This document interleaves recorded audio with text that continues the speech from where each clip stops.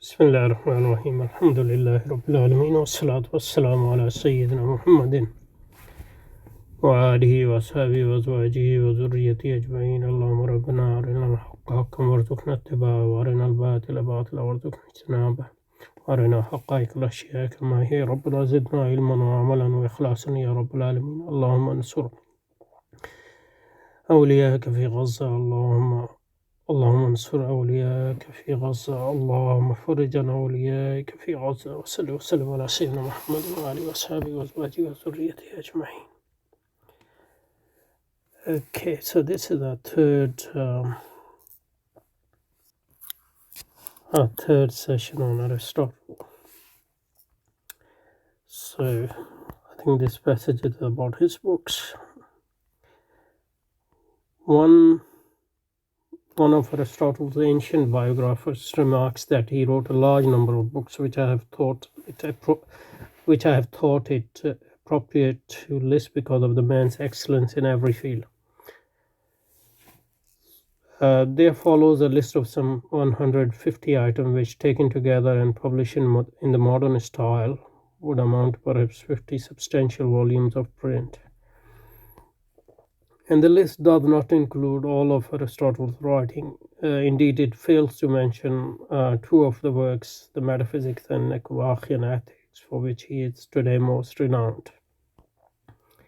It is a vast output, yet it is more remarkable for its scope and variety than the quantity. The catalogue of his title include on justice, on the poets, on wealth, on the soul, on pleasure, on the sciences, on species and genus, deductions, definition, lectures on political theory, the art of rhetoric, on the Pythagoreans, on animals, dissection, plants, on motion, on astronomy, on Homeric problems, on magnets, Olympic victors, proverbs, on the river Nile, etc. There are works on logic and language, on arts, on ethics and politics and law, on constitutional history and on intellectual history, on psychology and physiology, on natural history, zoology, biology, botany and chemistry, astronomy, mechanics, mathematics, on the philosophy of sciences, on the nature of motion and space and time, on metaphysics and theory of knowledge. Choose a field of research, and Aristotle labored in it. Pick an area of human endeavor, and Aristotle discussed upon it. I just want to say that that's obviously quite remarkable, but it's not exceptional in any way for scholars in ancient world as well as in medieval world, and even up to the early modern period.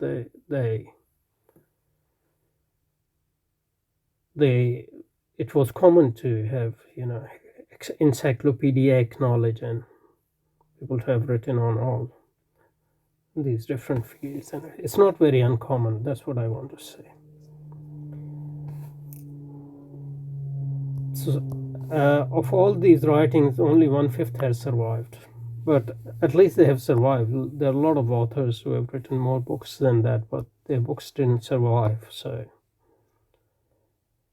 it's just in a sense an accident of history, because there might have been people more remarkable and more innovative than Aristotle. They might have. Their works might not have survived. And a lot of Aristotle's own work, they just compilation of what was known at the time. So, I mean, there are fields in which he added his own researches, but a lot of fields he just basically compiling what was written before. But the surviving function contains sample of most of his study, but the surviving fraction contains sample of most of his study. Although the major part of his life's work is lost, we may still form a rounded idea of his activities. Although the major part of his life's work is lost. I mean, if we believe on these reports, I'm sure a lot of work. I'm sure some of his work was lost, but I don't know how much was lost and how much has survived in reality. So these are a lot of it is just speculation as well. So most of surviving writings are perhaps never intended to be read. There you go. But it seemed likely that treatises which we possess were made up from Aristotle's lecture notes by himself or others.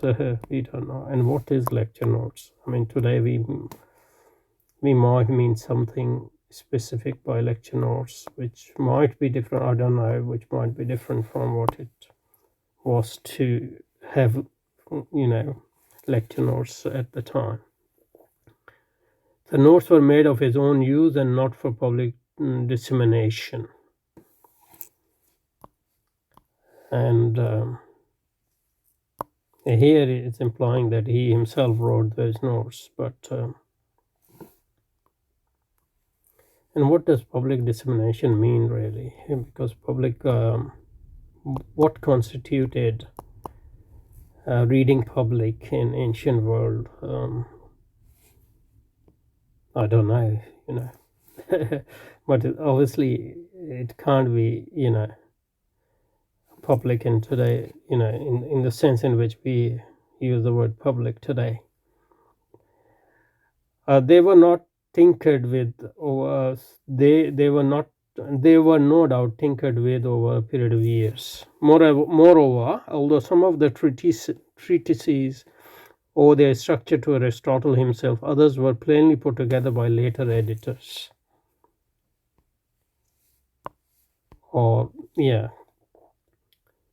Nicomachean Ethics is evidently not a unitary work, based on speculation by researchers on Aristotle today.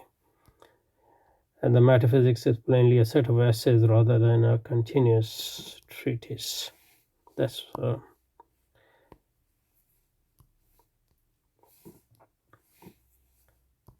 this is the book which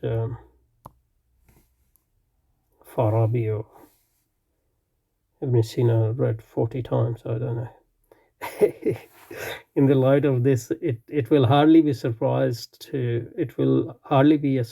find that the style of Aristotle works is often rugged. Plato's dialogues are finished literary artifacts. The subtitle of their thought matched by the tricks of their language. Subtleties of their thought matched by the tricks of their language. Aristotle, writing for the most part, are terse. His arguments are concise.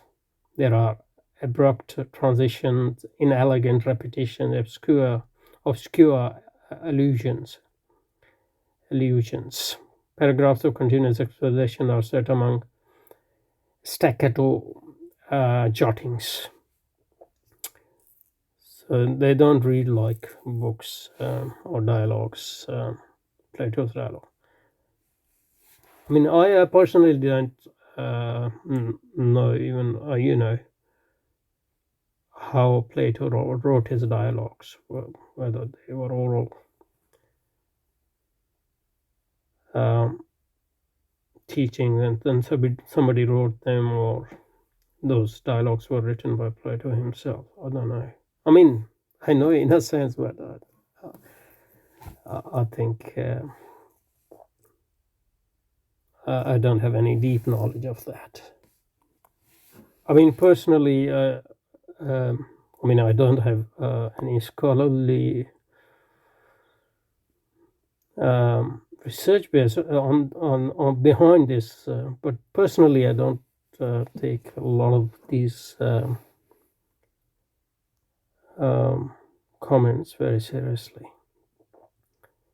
So paragraphs of these are obviously correct because they are based on what we have today, but speculation about the writings and etc. I don't know how to take them seriously, or they were lecture notes. I don't know what lecture notes mean. Like, do they notes mean? What do they mean, or what they meant in ancient world or medieval world, or etc. So,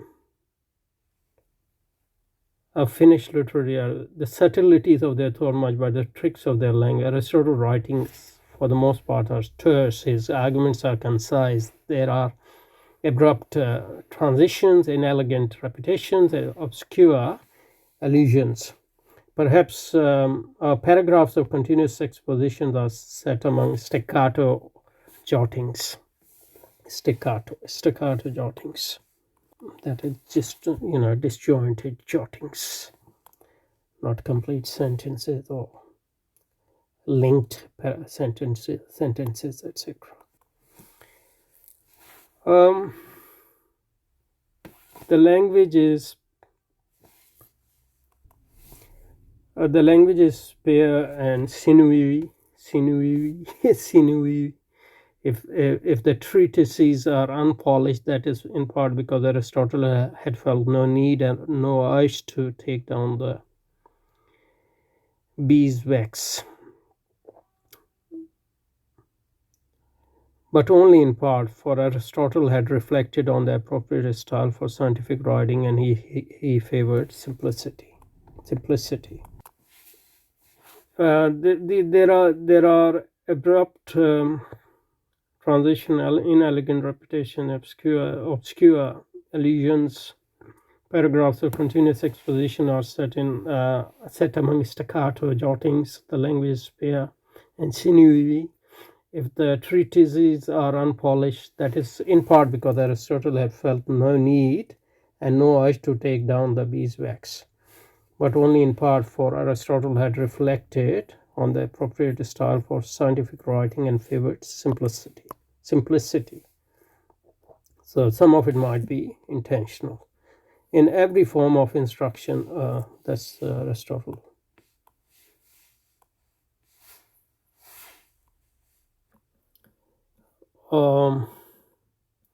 In every form of instruction, there is some small need to pay attention to language, for it makes difference with regard to making things clear whether we speak in this or that way. So every subject has its own specific style, or language style should have, but it does not make much of a difference.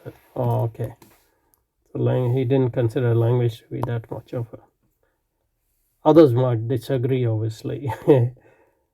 All these things are show and directed at the hearer. So, like, rhetoric or whatever. I might say that, which is why no one teaches geometry in this way, because geometry is abstract things. The language need to be simple for that. But obviously, in order to teach persuasion or persuasive argument, language might be important. Aristotle could write finely. His style was praised by ancient critics who read works of his which we cannot, and some parts of the surviving items are done with power and even with panache. But fine words butter no parsnips, and fine language yield no scientific profit, according to Aristotle, I guess.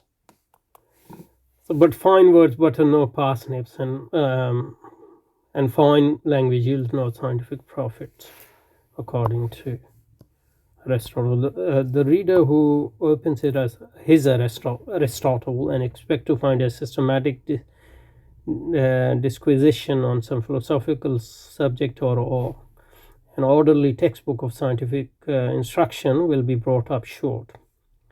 Aristotle's treatises are not like that. So that's a bit of advice on how to read Aristotle. But reading the treatises is not a dull slog. Aristotle has a vigor which is the more attractive, the better it is known.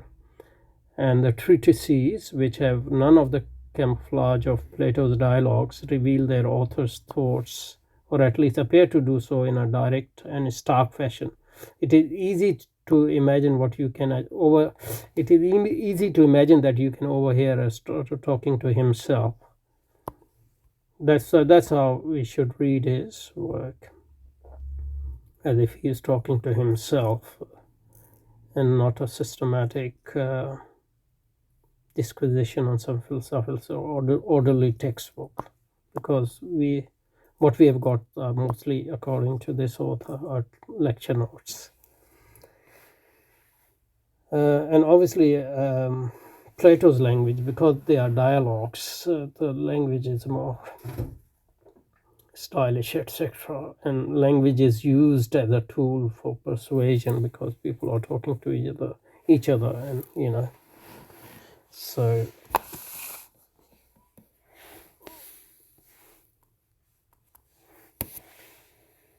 So, further reveal their author thoughts, or at least appears in a direct and stark fashion. It is easy to imagine that you can overhear Aristotle talking to himself.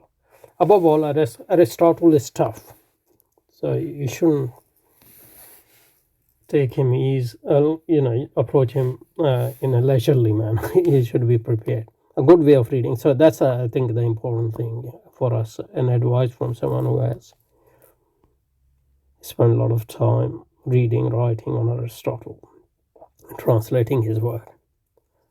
So take up a treatise, a book of Aristotle. Think of it as a set of lecture notes, and imagine that you now have to lecture from them to other people. You must expand and illustrate the argument, and you must make the transitions clear. So you must fill in the blanks and things.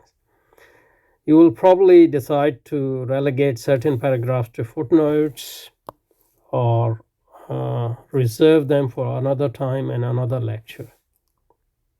So you shouldn't try to understand everything. That's why I guess Ibn Sina had a problem, or Farabi, whoever was that who read Aristotle's metaphysics for 40 times. And if you have any talent at all as a lecturer, you will find that the jokes at themselves.